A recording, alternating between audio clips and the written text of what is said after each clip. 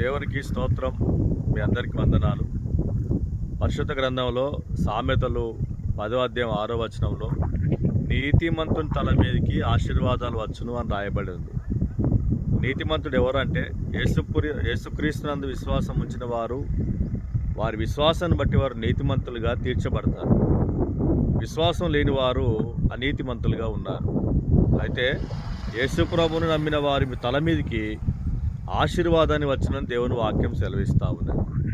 ఈరోజు నువ్వు దేవుని నమ్మినట్టయితే, భయభక్తులు కలిగి జీవించినట్టయితే నీ తల మీదకి ఆశీర్వాదం, నీ ఇంటి మీదకి ఆశీర్వాదం వస్తుంది. ఇంకా నువ్వు దేవుని నమ్మకపోతే, ప్రభువును విశ్వసించకపోతే ఆ ప్రభువును విశ్వసించు. అప్పుడు ఆ దేవుని వాక్య ప్రకారంగా నీతిమంతుని తల మీదకి ఆశీర్వాదాలు వస్తాయి. తద్వారా దేవుడు నిన్ను, నీ కుటుంబాన్ని దీవిస్తాడు. దైవాశీస్సులు దేవుడు నిన్ను దీవించునుగాక. ఆమేన్.